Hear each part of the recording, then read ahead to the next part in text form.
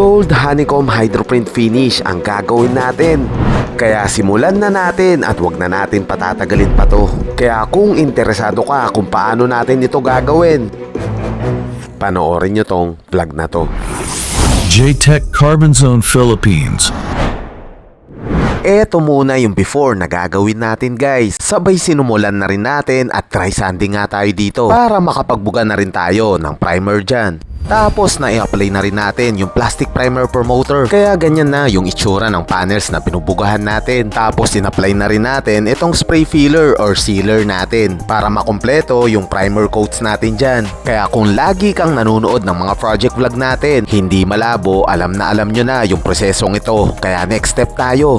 Tapos nakapag flash up na rin tayo kaya pwede na tayo mag wet sanding dito. Kaya kailangan natin liyahin na maayos para mas maganda ang lapat ng kulay or base coat na ilalagay natin. Pagtapos ay in-apply na rin natin yung base coat natin at black base ang gamit natin dyan. Para pagtapos ay mag-hydroprint nga tayo. Pero wag nyong kalimutan na 2 coat standard tayo sa base coat na nilalagay natin dyan. Para nasa standard process kayo pag kayo na mismo ang gagawa or magdi-DIY ka tulad neto. So yun guys, at bibitinin muna namin yung voice over natin at magma-manual session tayo sa hydroprint services at uunahin nga natin yung dibdib neto at kung paano ba natin ilulubog to. So ganito lang yan guys, at uunahin natin yung sa pinakailalim dahil medyo malalim yung bulsa niya para ma-print natin na maayos to. So activate na natin to para mag-transfer dito sa dibdib na to. Let's go! Activate na natin para mag-transfer. So guys, unahin natin to, no? Ito lang yan.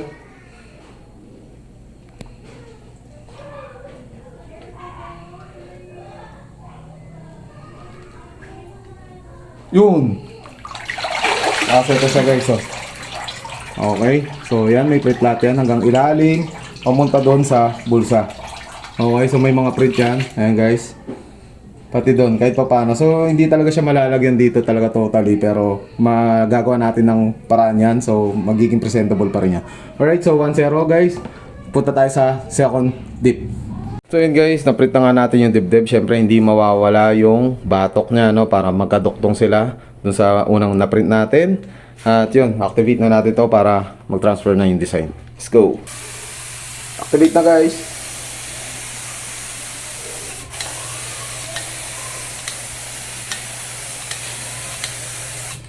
Unahin natin dito sa gauge mismo. Guys, ganito lang yan.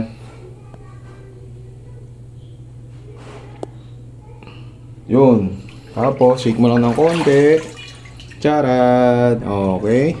So, meron lahat print yan guys. Maayos lahat yan. So, kahit sa hindi nakikita, na-print din natin na maayos, diba? Kahit hindi siya nakikita. Okay. So, ganun lang i-print yung mga gauge panel. Let's go. So yun guys, ang third print natin is yung pinakailalim nito. So ito yung sa bangka niya. Sa mga naka-click 1 to 5 dyan guys, alam nyo kung nasan yung parte na to. At ito yung third print natin. So activate na natin. Let's start.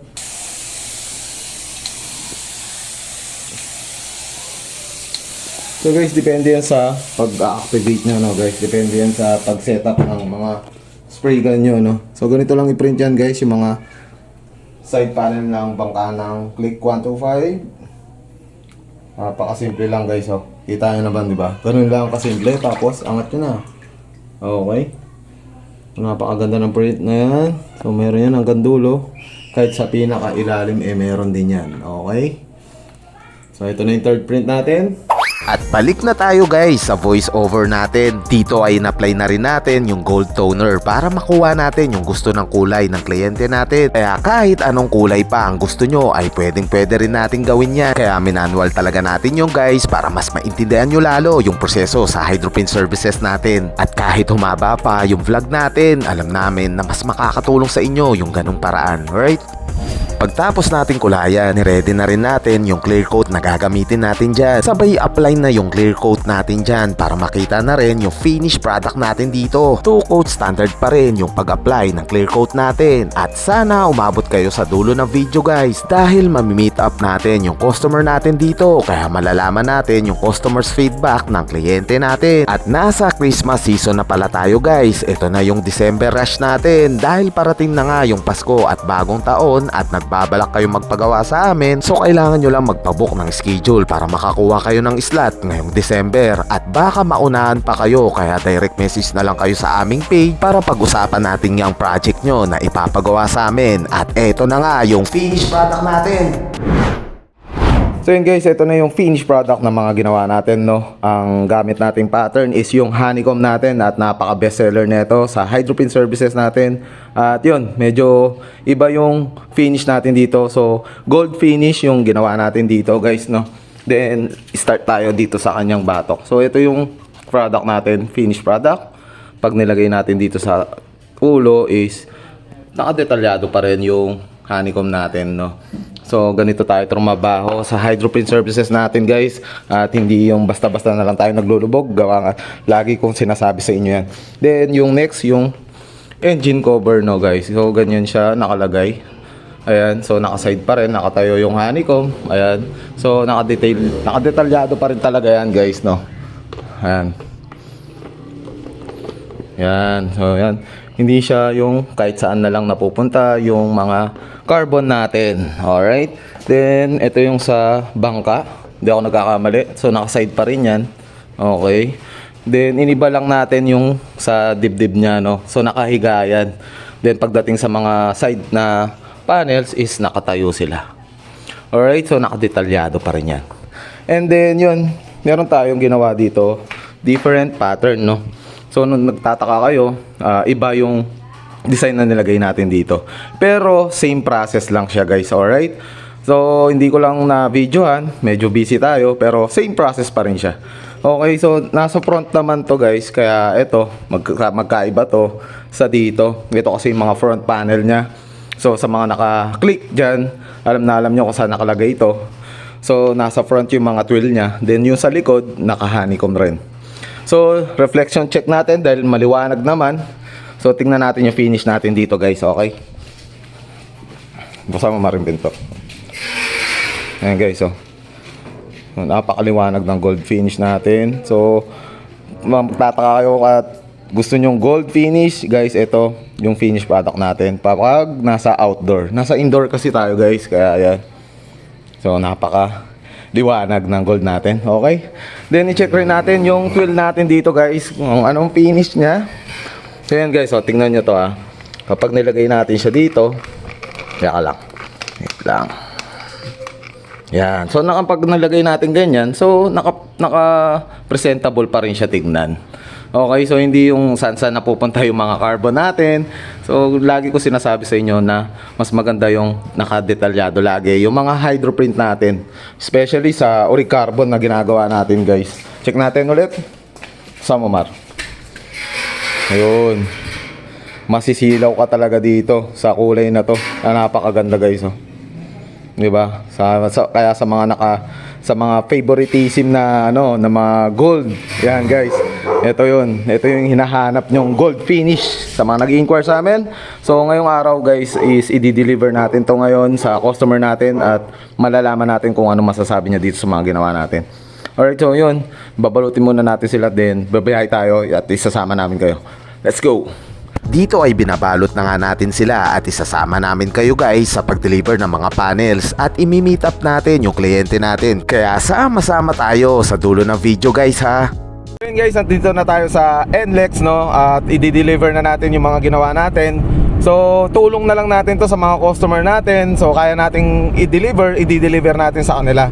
Dahil medyo hindi ganun kalapit yung area ng customer natin sa shop natin.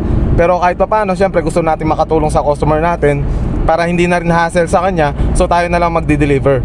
So, kung di man kami makakapag-deliver, so marami naman tayong kaibigan na pwedeng i-deliver yung mga project natin sa mga customer natin. Okay? So yun guys, samahan nyo kami at puntahan natin yung customer natin at deliver natin yung project natin na pinagawa sa atin. Alright, Leo. So let's go.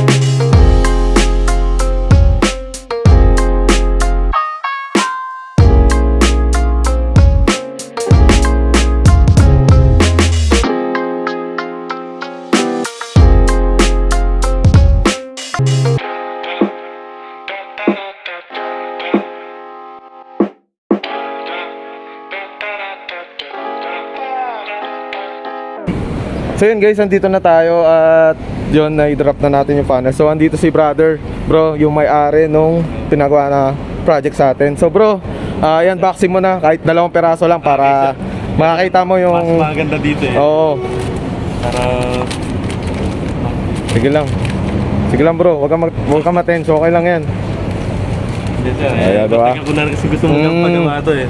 Yan. Bro, tutok mo dyan sa araw para makita mo yung ano. So, di ba? Oh, ayan oh. Alright. Okay, solid na solid sir. O, isa pa bro, para yan guys, no, di ba?